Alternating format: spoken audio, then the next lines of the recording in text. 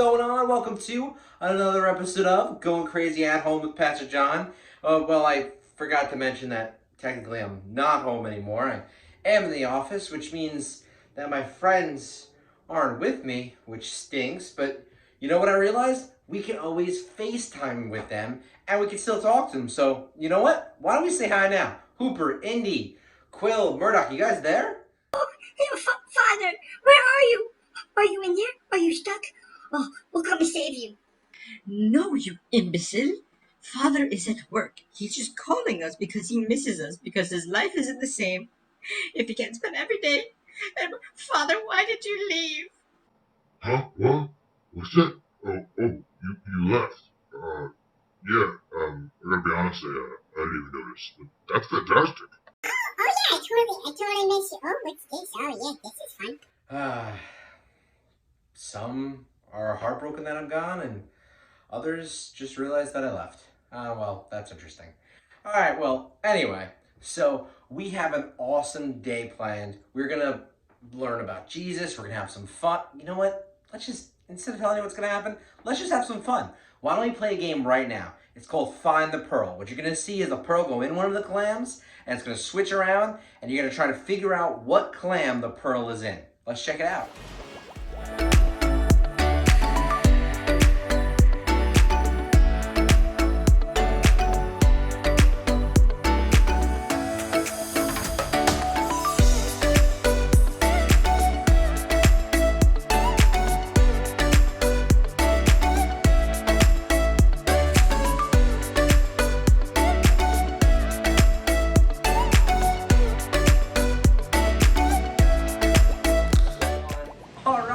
Nice job finding those pearls, guys. So, as you can probably guess from, the shells and everything, we're going to be talking all about the ocean. And I mean, what a more perfect time to talk about the ocean than during beach season, right? The summer. I don't know about you, but I love going to the beach. I love everything about the beach. The sand castles, the ocean, swimming, riding the waves, everything. It's the best. I love the ocean. And one of the coolest things that happen in the ocean is what happens between sand and clams. Isn't it amazing how sand, like those little grains of sand, becomes something beautiful, like a pearl, if it spends enough time in a clam? It's kind of crazy, right? And it kind of reminds me of our relationship with God. You see, when the sand spends enough time with the clam, it's just ordinary, regular sand. But when it spends enough time with this pretty awesome clam, it turns into something beautiful. And that's the same thing with us. We could be, without God, I don't know what I'd be, right? And we may think we're not special. We may think we're just like everyone else. But when we spend enough time with God and we spend time in His presence, then God molds and shapes us into something beautiful, like a pearl. And that's why what we're going to learn about today is all about how we need to follow Jesus, how we need to follow God. That's the number one thing we need to remember if we want to turn out like something like amazing, like becoming a pearl. That'd be pretty cool, right?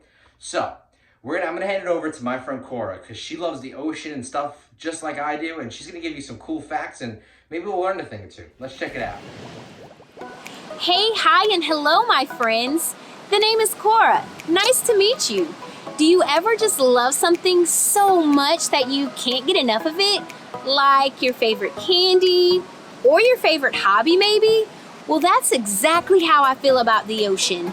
Sometimes I wish I could just shrink down to the size of a tiny fish and swim around in God's big, beautiful creation. Well, as you already know, I can't shrink down to the size of a fish, so instead, I spend my time learning everything there is to know about them. In researching the deep blue sea and all the amazing things God has created, I found out that there are certain types of fish that actually follow sharks. When you hear sharks, you're probably thinking,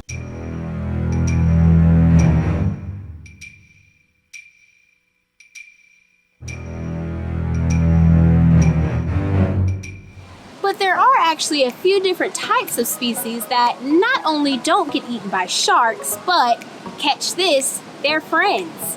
Surprising, I know. I think Bruce was onto something all those years ago. These special chosen ones are called pilotfish.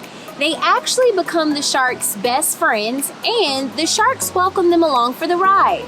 This is because sharks and pilotfish have a mutualistic relationship, which simply means they both help each other out. The pilotfish keep the shark's body and teeth clean from harmful parasites and the leftover food that could still be hanging out in there after dinner. And in turn, the sharks offer protection to the pilotfish. But pilotfish aren't the only ones who have made friends with the sharks. There's another type of fish called remora or suckerfish, which are known for attaching themselves to the sharks and other large marine animals. Suckerfish have a flat, oval-sucking disc on the top of their heads that allows them to hitch a ride wherever its host may be heading. Next stop, New Zealand. Can you imagine just swimming on up to a big old sea-living carnivore and taking the chance that he might be your new best friend, or he might eat you? Well, that's not going to happen with these guys, and here's why. The sharks can identify which fish are there to help and which fish are prey just by looking at them. And it might sound a little crazy to some, but I actually get it.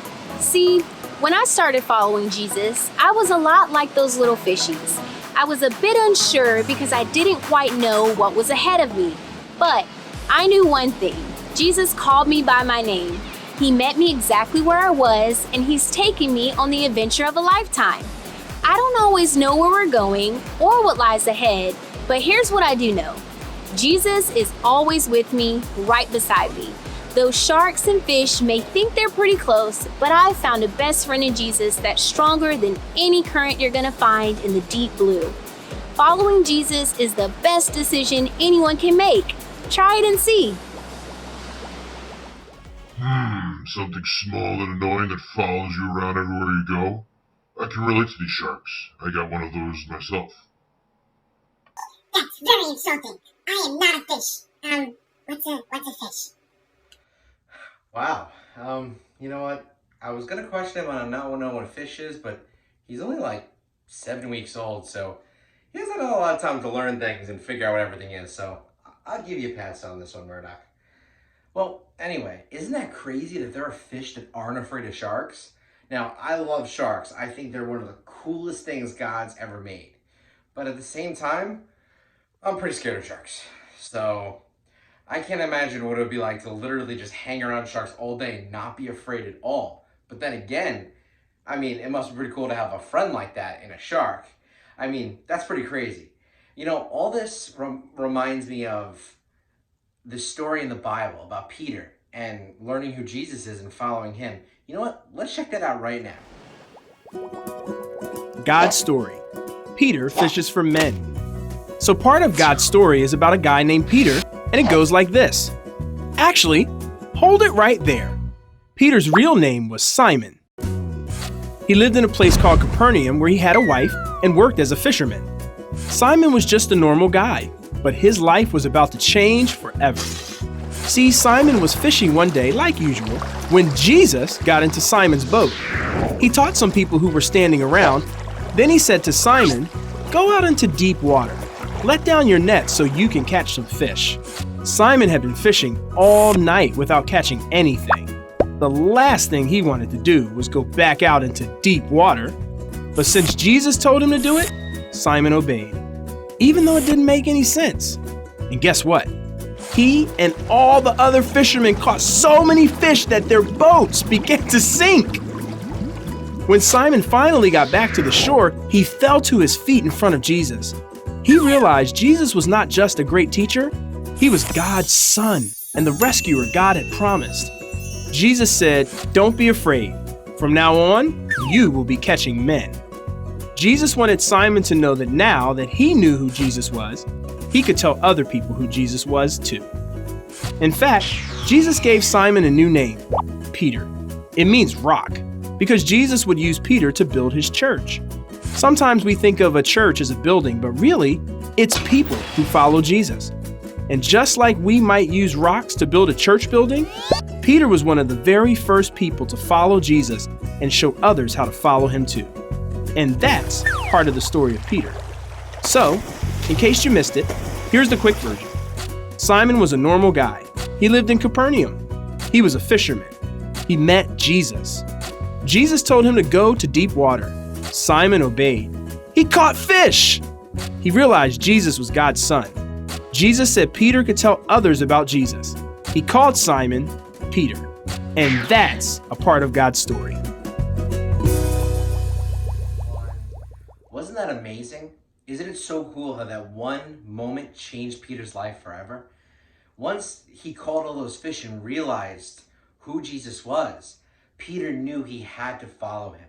And because he made that decision to follow him, Peter ended up doing amazing and great things, and it was his first step on following God. But the first thing he had to do was stop what he was doing and realize the number one thing is to follow Jesus. And that's what our need to know is for today. So our need to know is, everyone with me, stand up. I want you to act like you're walking. When I say follow, and then say Jesus, all right? So follow Jesus.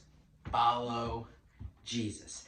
That's our need to know, because that's really the number one thing we have to know to be successful or get through anything in the world, is if we follow Jesus, we know we can overcome anything and we can become anything that he wants us to be. Look at Peter. He was just a fisherman, just a guy hanging around, nothing special, nothing crazy about him. But when he saw who Jesus was, he knew he had to follow him. And that was the only decision he needed to make to do great and awesome things.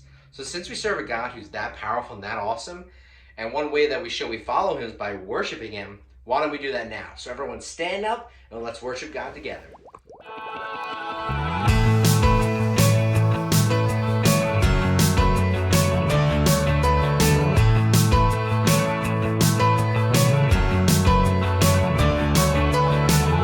Clap our hands and praise your name, Jesus. We follow you for all our days, Jesus.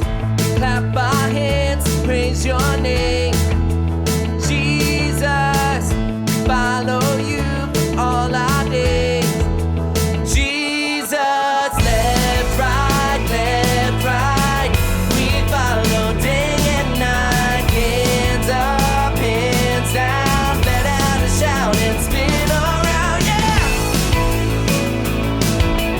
Let out a shout and spin around, yeah.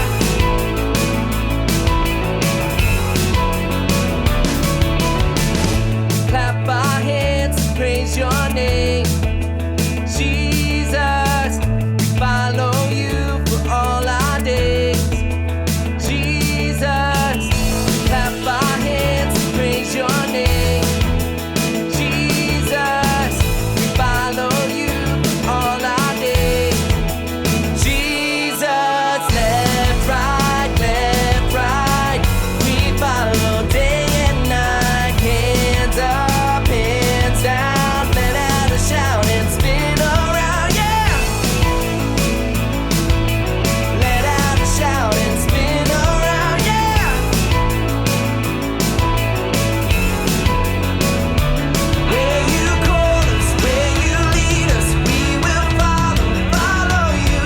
Where you call us, where you lead us, we will follow you. Where you call us, where you lead us, we will follow you. Where you call us, where you lead us, we will follow you. Left, right, we follow day and night. Hands up, hands down, let out a shout and spin around, yeah. Let out a shout and spin around, yeah. Let out a shout and spin around, yeah. All right, that was some awesome worship, guys. That's all the time we have left for today. So I'll see you guys on Sunday when we check out the Fear Busters. See you later.